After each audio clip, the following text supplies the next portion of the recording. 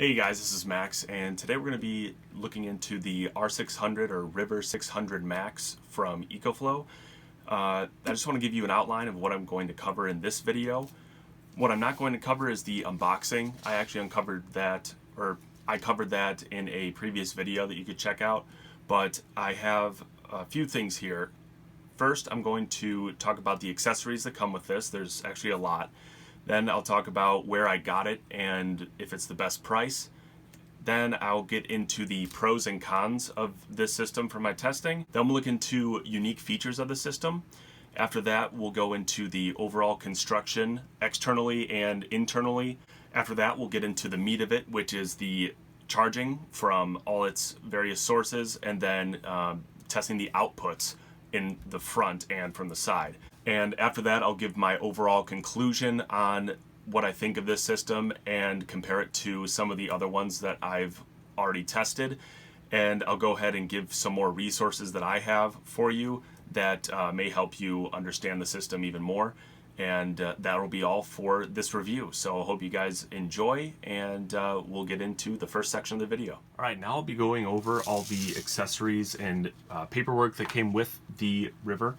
And we'll start with the paperwork real quick. We have the app login and registration guide. It has the claim your warranty card. We have the solar panel setup guide for non-MC4 connector solar panels. And then we have the user guide. Now for the connectors, I'll start with the MC4 to XT60. So the MC4 is for solar panels to connect to, and then this connects to the input on the side.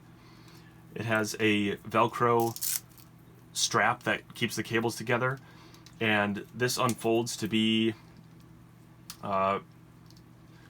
pretty long, maybe 4-5 feet. We have the car charger that is also the XT60. Same Velcro strap, and it is a similar length. Let's go ahead and check this out. It's pretty much the exact same size as the MC4. Next we have the AC charger, and this is if you notice, it doesn't have a power brick, and that's because with their Extreme, I think it's a patented technology, it is a very fast charging power station compared to other systems, and it doesn't require a power brick, so it just charges right from the wall with no additional interference. So it's a 4 to 5 foot long cable here, a USB-C to USB-C connection. So this can work with their 100-watt USB-C output, which is a very high output, the highest that I know of from any solar generator that I've ever reviewed or ever seen. And that one is about 3 feet long.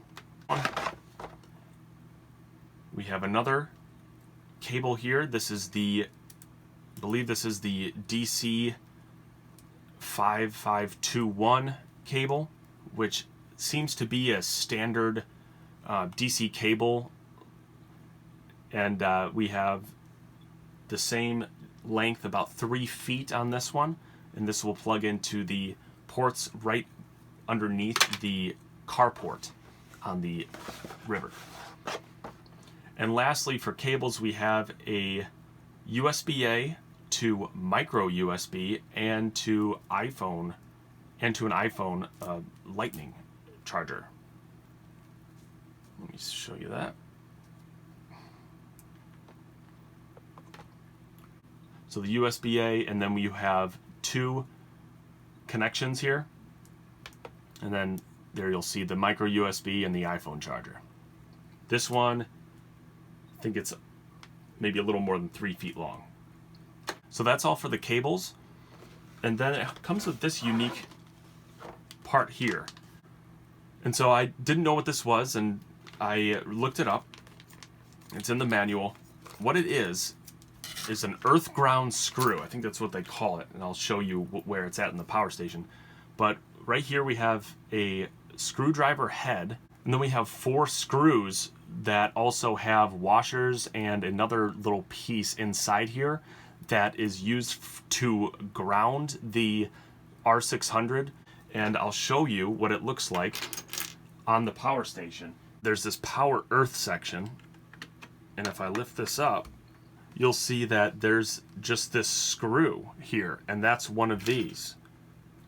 So this is used to ground the power station if you need a grounding connection, and I'm assuming this is for if you're using a higher powered appliance that might need to be grounded.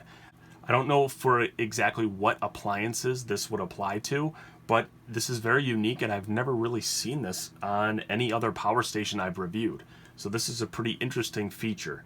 And so all of that comes with a standard EcoFlow River. And so now we'll get into the next section of the video, which is where I got it from and where you can find the best price if you're looking to get this power station yourself. So I got this from Shop Solar Kits, and I thought this was the best deal because I believe I had free shipping, and I don't think there was any tax on it for some reason. But you can check out the different places where you can get it from. I have 3 different areas.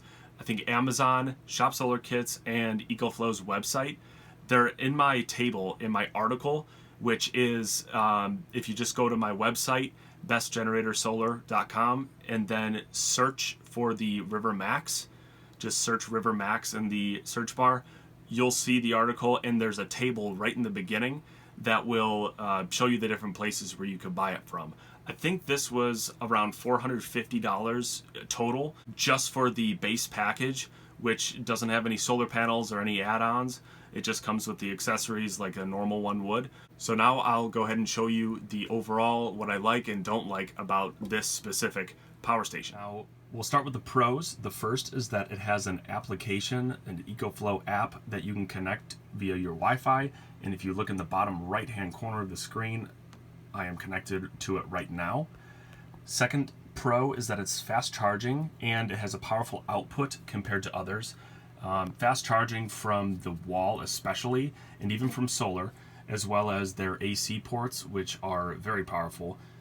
Next here we have a informative LCD screen, and clearly you could see that it has a lot of information available, but we'll be getting into the details later on.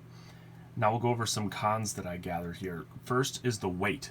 This system, compared to other ones in the same battery size, is heavier than pretty much all the ones that I've either reviewed or looked at. This weighs 17 pounds. To give you perspective, the Jackery Explorer 500 has it has about 50 watt hours less of battery capacity, but it weighs only 13.3 pounds. So that's just to give you a little bit of perspective. Next here we have 500 cycles to 80% battery capacity, which that is just average. It's really not that good, but it is pretty much the standard for lithium ion batteries. EcoFlow actually has recently came out with a River Max Plus. It has more battery capacity, but it also lasts for 800 cycles to 80% capacity instead of 500, so it'll last longer.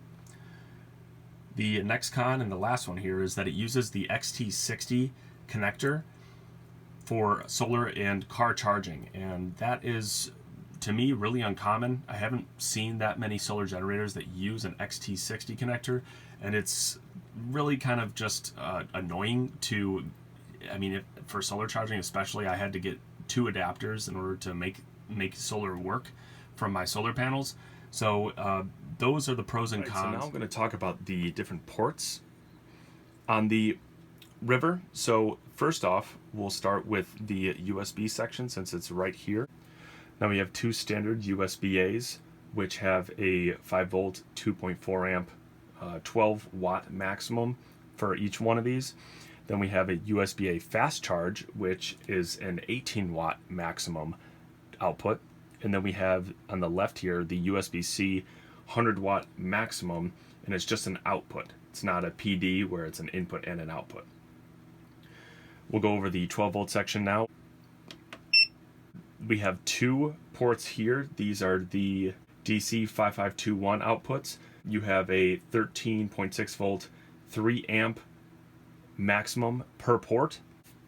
And then here we have the carport output right here. And this one delivers up to 136 watts, and it has a 13.6 volt, 10 amp maximum. So what this means with the 13.6 volts is that this section is regulated, so you'll be able to run a lot of different appliances with it. If this wasn't regulated and it was just 12 volts, it might not be able to run several different devices that maybe need just a little more power or run slightly higher than 12 volts. Now here we have the AC ports. As you can see, there's 3 of them, and they're capable of combined 600 watts continuous and 1200 watts surge. Now with X boost, that is a little different. You can get up to 1200 watts running continuously if you have X boost activated. That's the special feature with the River.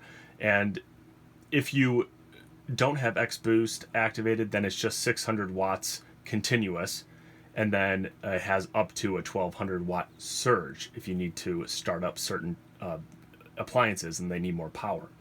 So now we'll get into the other side and do the input. So here we have the AC input, and it has up to a 500 watt input power. Here we have the XT60 input here. This is the one in yellow. For solar charging, the maximum input is 200 watts, and that has to do with 10 to 25 volts and a 12 amp maximum. The car charger will accept 12 or 24 volt charging, and it will have a 10 amp maximum. Now we'll get into some unique features of the River. First, we have the most clear one, which is the LED light. There's 3 modes. So the first one is just the standard mode. Next one is a little brighter, and the next one's going to be an SOS mode. So it's pretty bright just from here. The next unique feature is the grounding screw, located right here. So that's extremely unique. First time I've seen that in any system ever for a portable power station, and it's just really unique to have that. And because this system can output a lot of power, a lot more than others that are this size, that's probably a really good option for some people who may need it. Next here we have a detachable battery, and it's replaceable. Now, not the entire battery, but the River Max is pretty much just the standard River with this extra battery. And you could turn any River, like the normal 288 watt hour one, into a River Max by buying one of these batteries. So you just unscrew these sections. It has 4 long bolts, and this just you undo it and just replace the battery. If you need to replace the bottom battery and you think that you'll benefit from it, you can. And if you have a standard normal River and you want to upgrade it to a River Max, you just have to get this battery.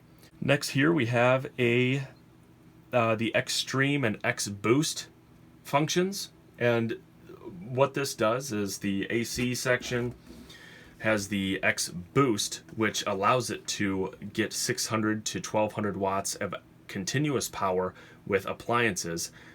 This is a huge amount of power for something of this size. For an example, I'll use the Jackery 500 again. The Jackery 500 has a 500 watt continuous, 1000 watt surge, and that's it. You can only get up to 500 watts continuously. This one, not even talking about X Boost. With X Boost off, you'll get 600 watts continuously, 1200 watt surge. But with X Boost, you can get up to that 1200 watts continuously. Now for Xtreme, when you charge from the AC port, it is extremely fast, and it's just their patented technology. You'll see it in the charging section, how fast this thing will recharge. So another unique feature here is you could use this as a UPS. Now it's not as good as, or technically it's not an uninterruptible power supply because there's a slight delay when you transfer on-grid to off-grid power. But if you don't know what a UPS is, basically it means you have this as a backup in case the power goes out, and you could plug it into the wall and just use power from the wall, and when the power goes out you could use the river because it'll kick in and be able to continue to charge whatever you have or power whatever you have plugged into it. Now, why this isn't technically a UPS, I believe they also call it an EPS, which is emergency power supply. What that means is it takes about 30 milliseconds to transfer from on-grid to off-grid power. So if you will have your AC cord plugged into it like normal, like you're trying to charge it, and the power goes through the cord and through the river and to your devices that are plugged in. When the power goes out, then it takes 30 milliseconds, and then the river activates its own battery and inverter and all that, so you can use whatever you need off-grid. So that's a unique feature that's not in a lot of systems that are this size for portable power stations. This is the last unique feature I have listed, and this is the EcoFlow app on my phone. And I'm just screen recording right now, and you can see that my device is connected. It connects via your Wi-Fi, and it gives you all the details of your power station, the battery percentage, the temperature of the system. You have the ambient light function, and you could actually change the light. Looks like I have to turn it on. So with this, you could change the color, and you'll see the different features here. So just turned on my system. You could see the turn on off switch, the brightness, the effect, and the color. You have the output section here and input. So the input measures the solar input and AC. You have X boost on the AC output section. It gives you a little warning here about the functions of X boost. You could power on the different ports if you want. So if you have something plugged in at home, you could do that. And then it also gives you the details on the USB section.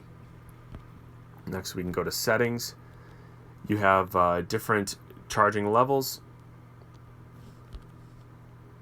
We have slow charging. You can activate that if you want to or not. DC mode. Several different things here that are actually very helpful. And there's also firmware updates that you can upgrade to. And it looks like there's a new version out, so I can download that. So overall, it's a really cool app, and this is just the beginning of it. And yeah, so that's the last unique feature, and probably the most unique feature. I know GoZero has an app, and there might be some other companies with them, but this is pretty unique, and this is the first time I've used something like this. So I was originally going to talk about the construction in this section, but it's going to be too long for the video. The video is already going to be like 30 minutes, so my article will talk about the construction. I'll put it right here. It'll be bestgeneratorsolar.com, and then like before, you just type in River Max in the search section, and the article should pop up, and you could look more into the construction. But instead of that, we're going to go right into the charging and recharging, and we'll start off with the solar recharging right now. Alright, so this is my setup for solar charging. Right here, the R600 Max. I have the adapter that it came with. I'll get into that in a second. I have two Elecanta 120 watt panels that produce, the most I've gotten is 96 watts in the summertime. Now it's the fall, so we'll see how many watts we'll get now. I have a few things here that I need for this to connect to the R600 or the River. And this is a 8mm to Anderson. So there's two 8mm adapters. I'm going to connect both of these panels.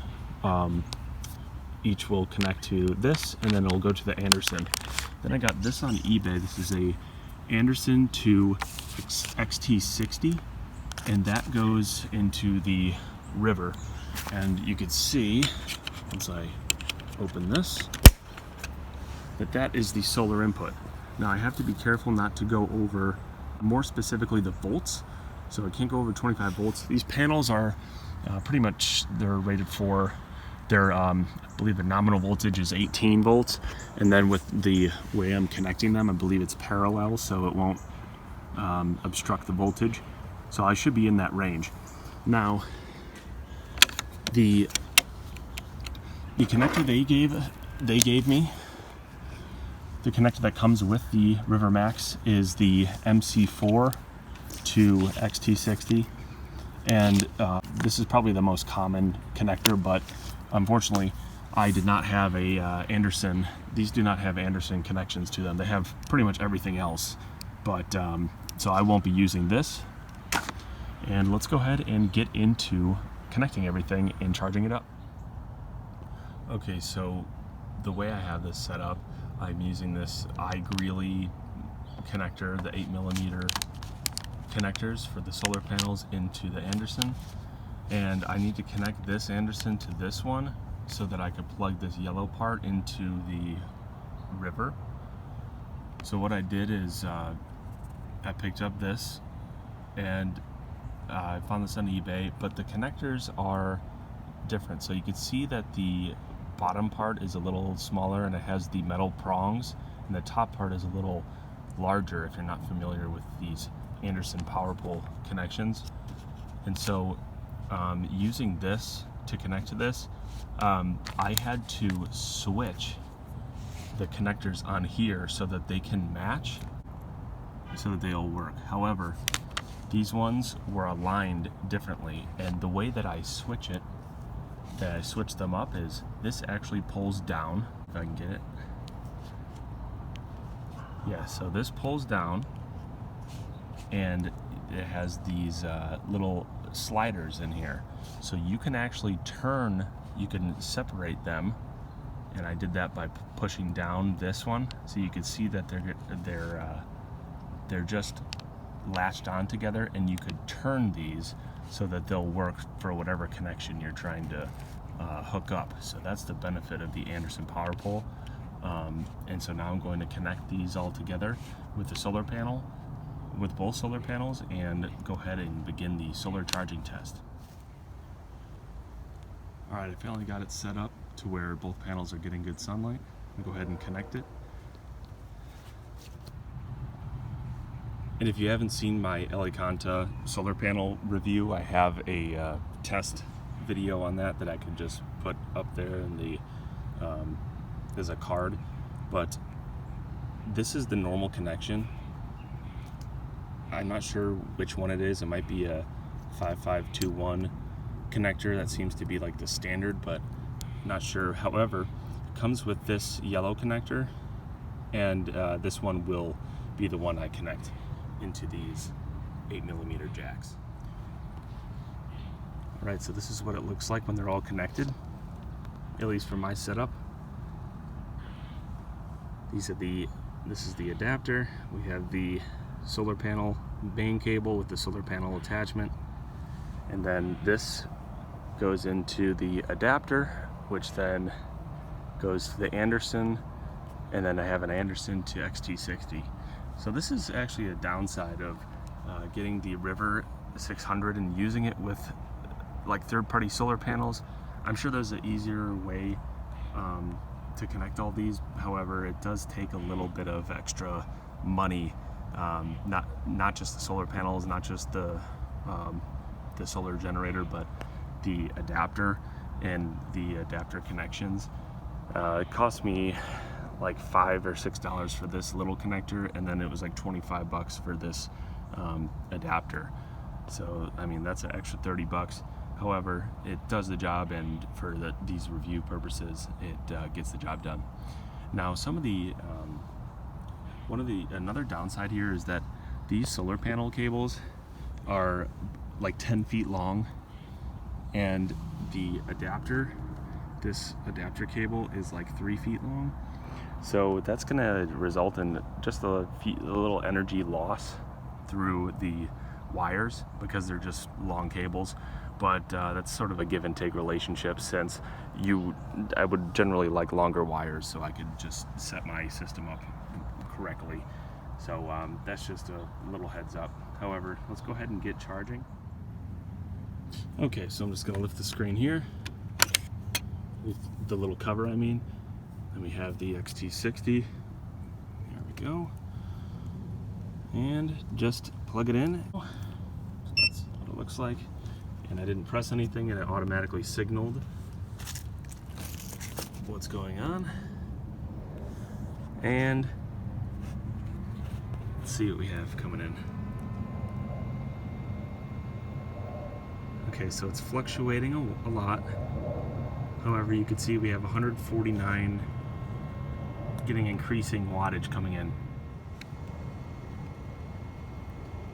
Okay, so it says that we have about 150, 160 watts coming in. It looks like it's slowly increasing as the sun continues to rise. And that equals about, well, right now it's like 81 watts between both panels, which isn't bad, but the max input for the River is 200 watts.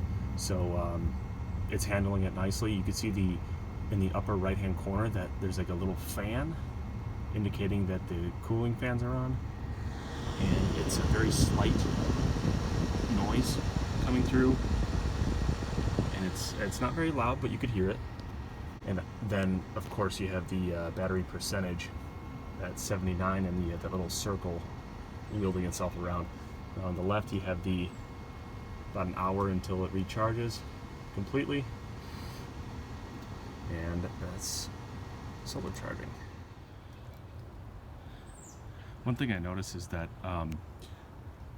one of my solar panels was a little higher on its kickstand, and this one was a little lower on an angle. I realized that by raising them a little higher, both of them, since it's the morning and the sun isn't fully up in the sky, I'd get more power from it. I realized that the angle of the panels is extremely important to get as much wattage as possible. Now we have 174 watts coming in because I angled the panels. I tilted them even higher, like as high as they could go on their kickstands. And you can see, this is what it looks like in the back. Usually they extend all the way back. You can see that their little strap thing is not taut. So it's I did that with both the panels, and now I'm getting an increase of about 15 watts, which is a huge number when you're talking about getting as much as possible. So now if you divide that by 2, that's how much each panel's putting out, not counting for efficiency losses. We have upper 80s for each panel in terms of wattage. Okay, now I put the backs, the kickstands, I put some stones underneath so I could get them even higher, even a better angle towards the sun. Now look, we have 180 watts coming in. That's 90 watts per panel, and that's not even counting for the losses through the wires and connectors. So I'll show you what I did. So back here I put a rock, and then I put another one here to just try and get as high of an angle as possible. And then there's just rocks on this side because that's like a little sloped land. It's a little higher on that end, so I just put some rocks here and try to get the best angle possible. All right, so now I'm going to charge from the wall, the R600. We have the AC cable here, so I'm just going to plug it into the wall and then plug it into the River. All right, I lift the lid. It says Extreme Charge here, and then I'm just going to insert it right here.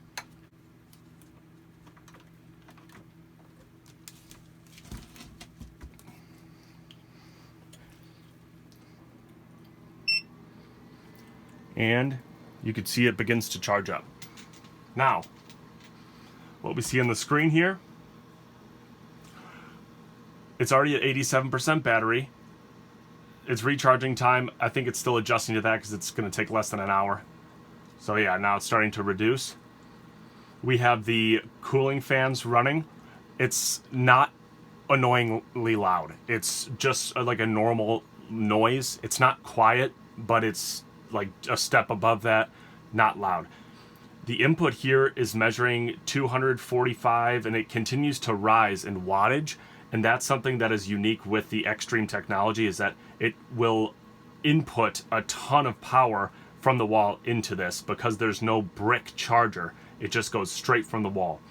So it's still increasing. We're getting to over 275 watts in, and the charging icon is continuing to circle.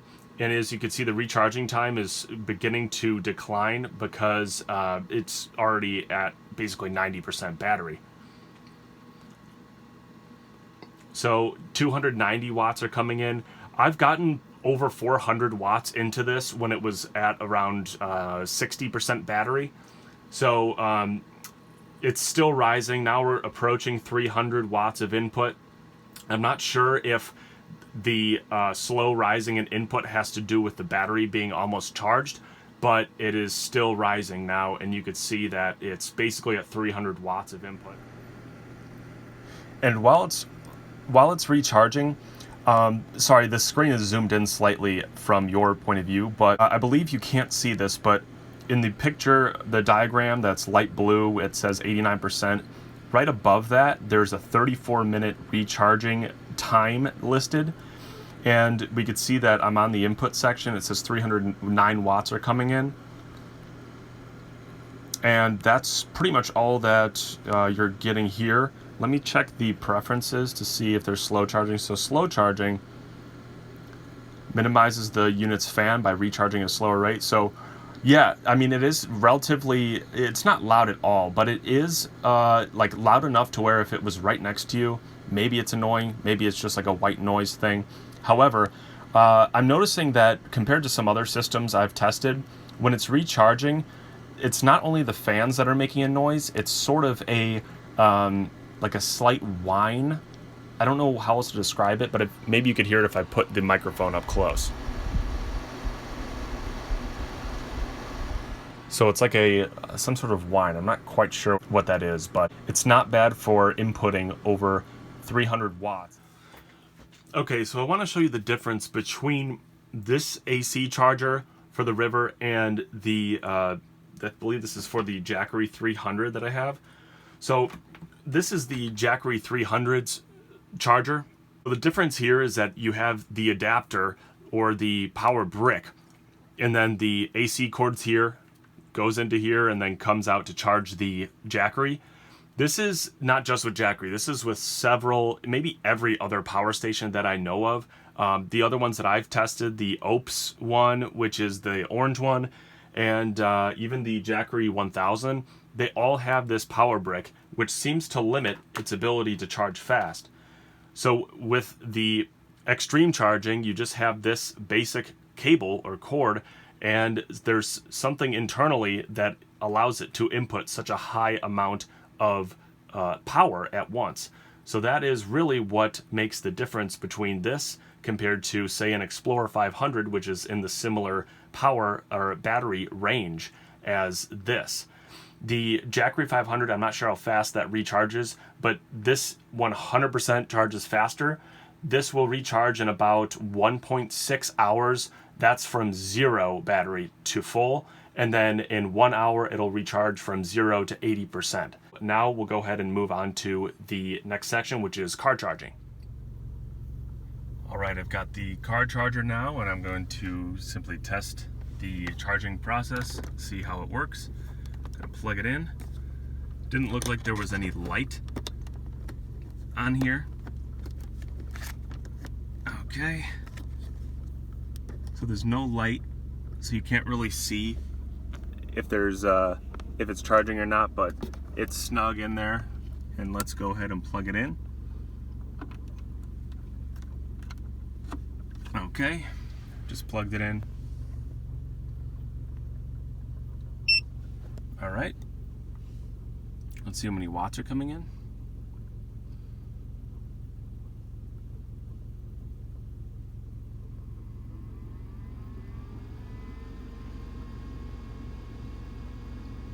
Okay, fans turned on not too long after. And that's a very high input, 118 watts. That is the highest I've tested. The Jackery 300 was the second highest at I think over 80 watts. But this is quite nice to have if you're going to use it for car charging. 116 consistently, and yeah, so that's pretty much the car charging, and it's doing pretty well. Overall, I think that the R600 really does a great job of charging up all three sources of charging from the car, solar, and from the AC ports is higher than the typical amount for its size. 200 watts of solar maximum is really high, and it's the largest amount of power for solar that I've seen for any other system. I have a table in my article that lists the different other 500 to 600 watt hour solar generators, and you could see that the R600 dominates them. And in terms of car charging, it does its job of providing about 116 to 118 watts consistently.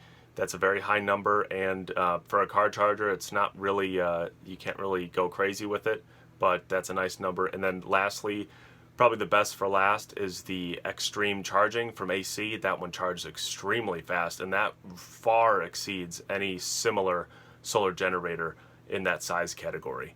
So now we'll go ahead and get into the output testing, starting with the USB ports. I'm going to begin the USB charging, and starting with the USB-C to USB-C cable.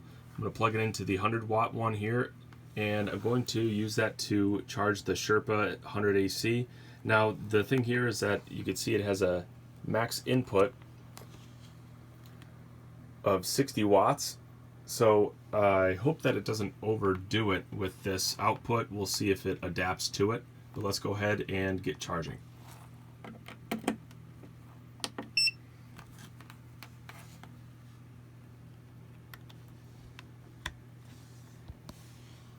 Okay.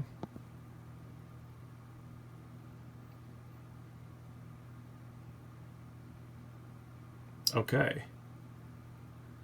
60 watts coming in here, and then on the River, 64 watts coming out. So it is adapting to the Sherpa, and that's really nice because I don't really have any other devices that need 100 watts of power. I don't have a laptop that has a USB-C. So if you do have a laptop that uses USB-C, then this outlet may be ideal for you. But as far as my needs, they are met for at least charging this power bank. So USB-C works. Let's go ahead and test the USB-As.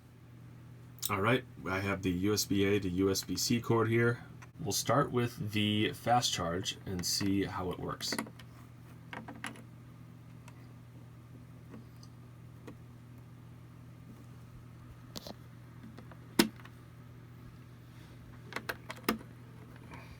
Okay, so when I plugged it in, the USB-A fast charge one was kind of hard to put in, but I had to push it in decently hard to get some power out of it.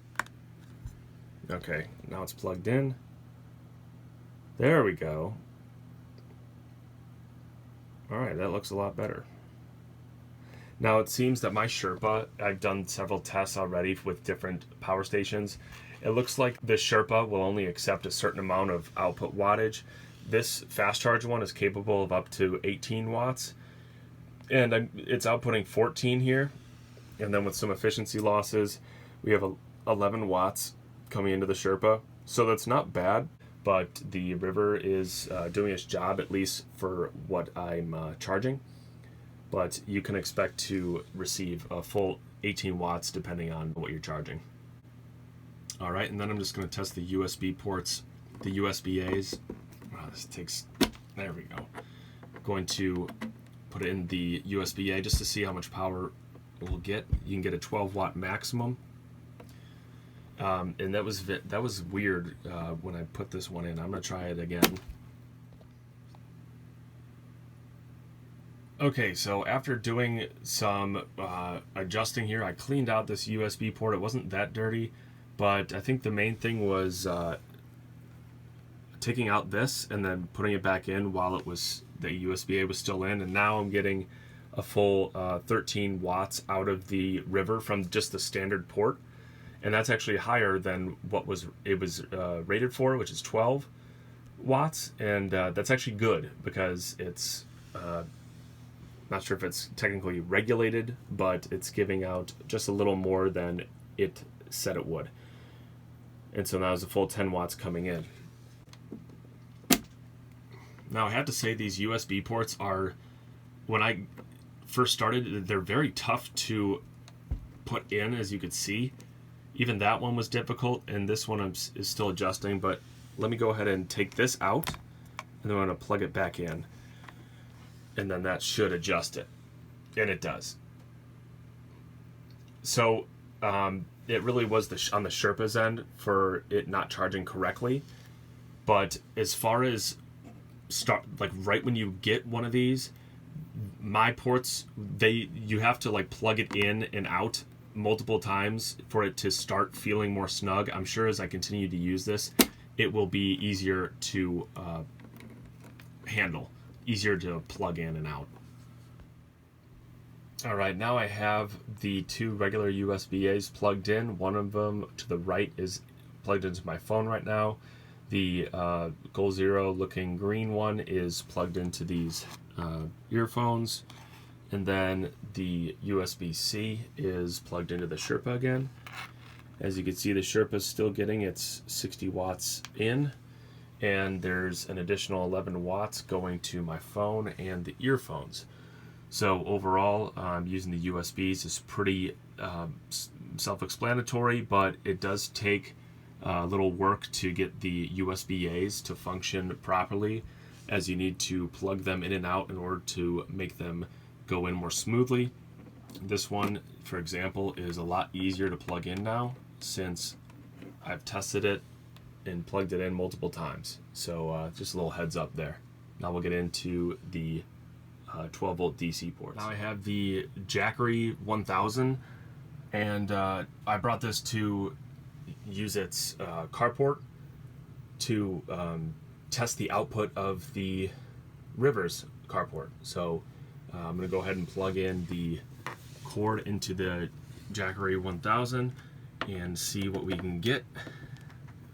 Now this may be limited because this car charger in the past with my other Jackery 300 seems to have the same carport charger. It got around 80 watts out of it. So we'll see if we can get 80 watts, and if we can get more, then it shows that the River can do more. But I'm not expecting more than 80 watts out of here.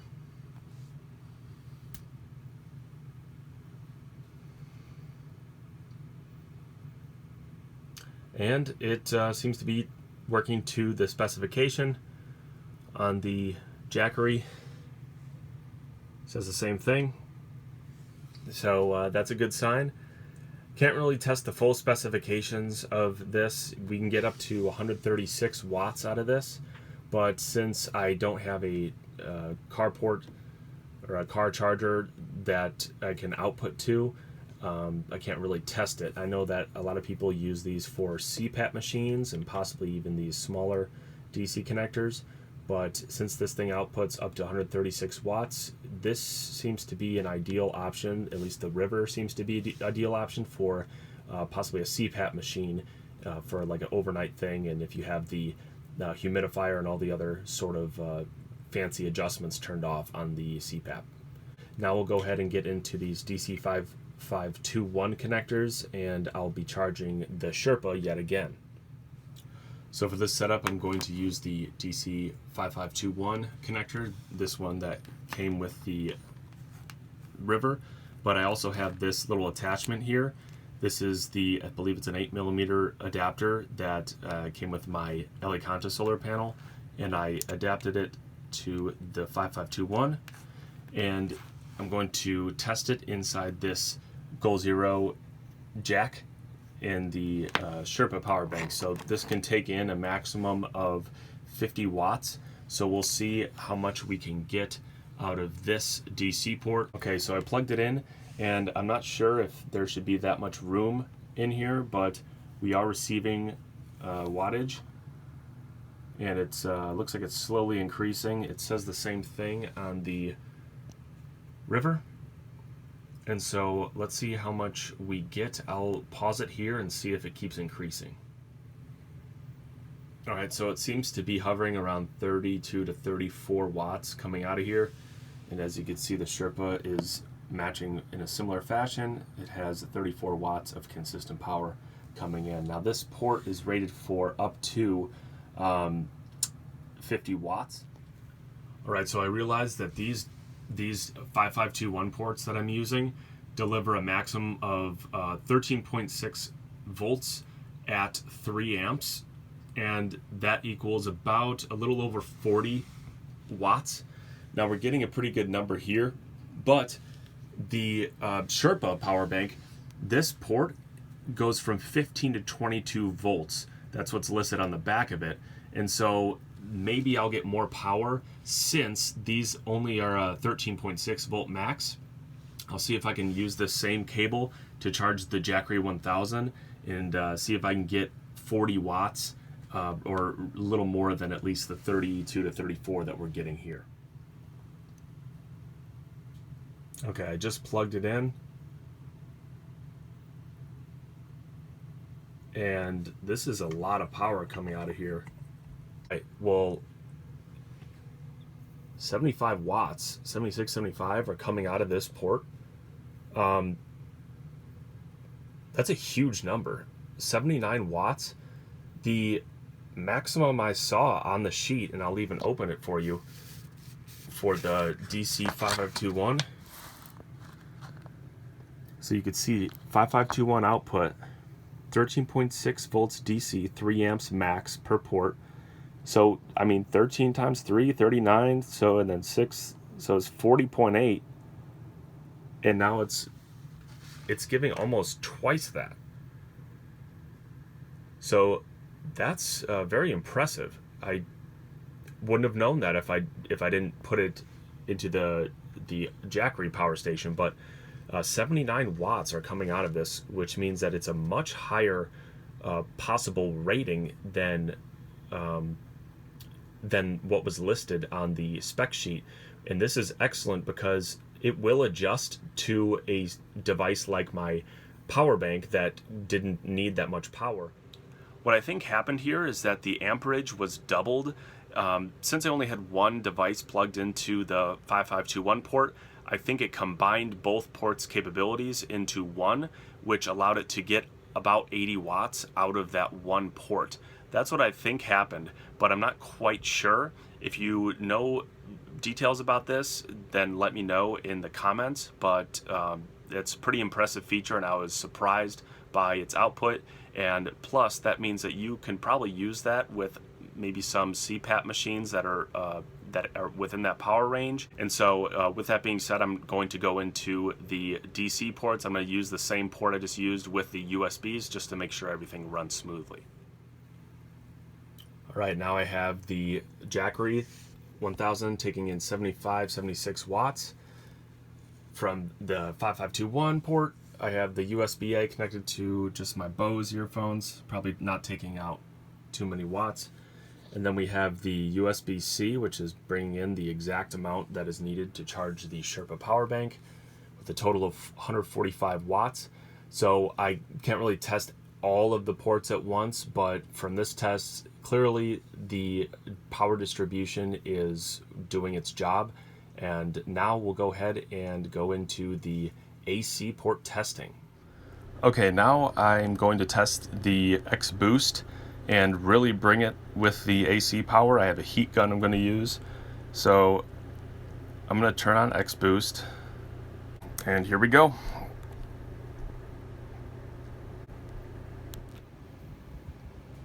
Alright, so this heat gun, as you can see right in the middle there, it says 1200 watts. And I'm going to start with the low setting and then go to the high setting and see how it performs at 1200 watts. Alright, I'm going to start with the low setting. I just have it plugged in, and since I turned the AC ports on, the fan is already running. So I'm going to start with this low setting and then work up to the high setting. So here we go.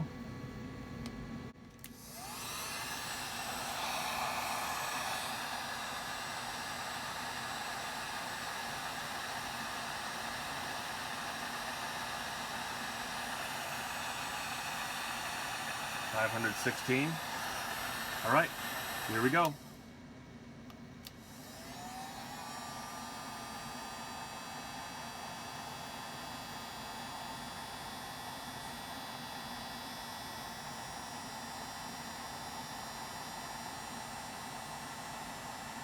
Well, it looks like this gun doesn't get up to 1200 watts, but its starting surge was a real quick, like 900 watts. So 587 is no problem for this probably. Let me turn it off. And then I'm going to turn it on again and watch the starting surge to this thing. It should go up a ton and then drop real quick. 1000.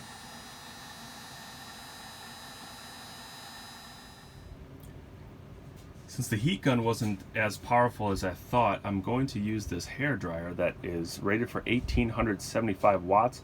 I hope that that's just the surge on it, and that I can really test that 1200 watt maximum on the river.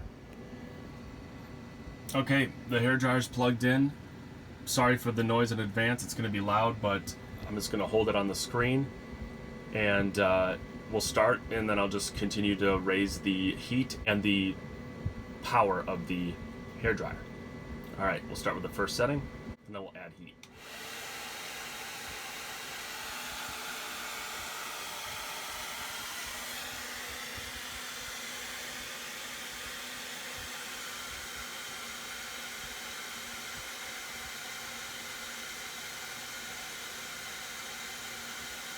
All right.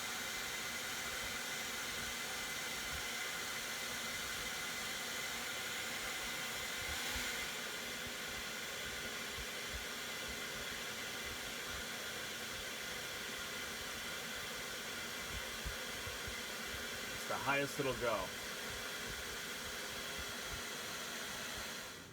So after testing both with the heat gun and the hairdryer, I think the maximum I got was 660 watts with the hairdryer, and the surge that the hairdryer required when I went on the highest setting was 1182 watts.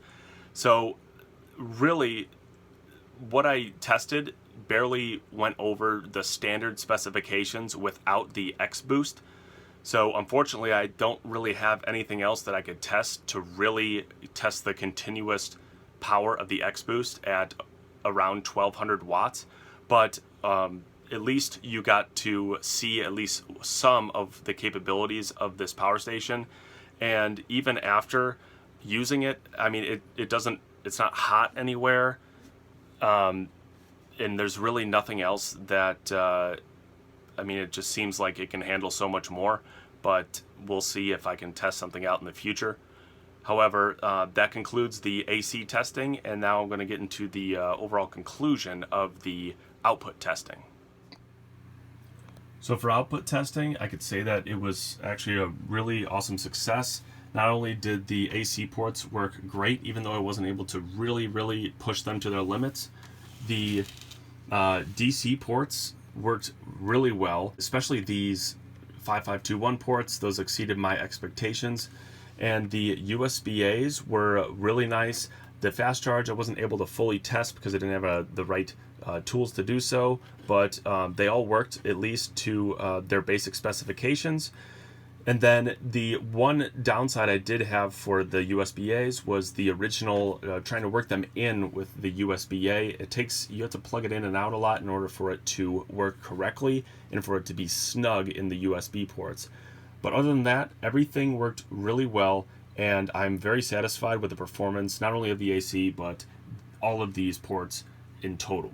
So this concludes the entire testing and everything on this River 600 Max. Now, I really obviously enjoyed it because it had performed extremely well, both input testing and output testing. And basically, is this worth it for you? Now, a couple things to consider here. It is in the same price range as several other power stations of the same size class, 500 to 600 watt hours. Now, the real question is weight a concern for you? Because this weighs 17 pounds For example, the Jackery 1000 I have right here weighs 22 pounds, yet it has almost double the battery capacity. So this thing is heavy for the amount of battery it has. However, that weight is taken up probably by a considerable amount of internal working. So it can handle that 1200 watts of output, it can handle a huge amount of input power. So not only does it have the highest solar input for its size that I know of, it also has the highest output, clearly, especially from the AC ports. Basically, it depends on what you're using it for. It has the UPS function if you want to use it at home or something like that. It has a lot of interesting features. I didn't even go into the LED screen much, but my article will go into it and you can check it out. The other thing to look out for is the battery life cycles. Now this has a very common battery life cycle rating of 500 cycles to 80% capacity. The OPS 600 watt portable power station that I reviewed on this channel, you could check that out. It has a lithium iron phosphate battery that has way more life cycles than all of the other systems that I've reviewed, and many systems in general. The OPS system has 3,600 rated life cycles to 80% capacity. This one has 500. So if you consider that, think about how much longer that OPS system will last. Now, OPS power station doesn't have the capabilities of this, but it will last a lot longer. So that's also something to keep in mind. Now, when it comes to longevity also, this has a battery that you can literally remove and replace on the bottom. It's just a River with an extra battery. So you can replace this bottom battery, and that's half of the total battery capacity. So if you really were concerned about how long it will last, you can always replace that bottom battery. If you check out my article, I'll show you a table of all the River power stations, not the old 370 one, but the more recent ones, and you'll see how all of them match up. There's smaller ones than this. This is one of the higher powered ones in terms of how much battery it has, but my article will go in depth on not only the different systems available for the River, but also the frequently asked questions that people have around EcoFlow products. And I'll also be going over the construction of the outside and the inside components inside of that article as well. So if you're looking for additional insights and trying to figure out which one is best for you, I definitely recommend checking out the article, which will be probably on the screen right now, but also linked in the description. So that being said, guys, I hope you enjoyed this video. If you enjoyed it, please like it and share it if you're interested with others. Comment, of course, and let me know what you guys think. If you have any questions, please leave them in the comments. And then subscribe if you're interested in seeing more of this content and you're interested in learning not only about different power stations, but about frequently asked questions about these systems as well. Look forward to seeing you, hopefully, in another video. Take care.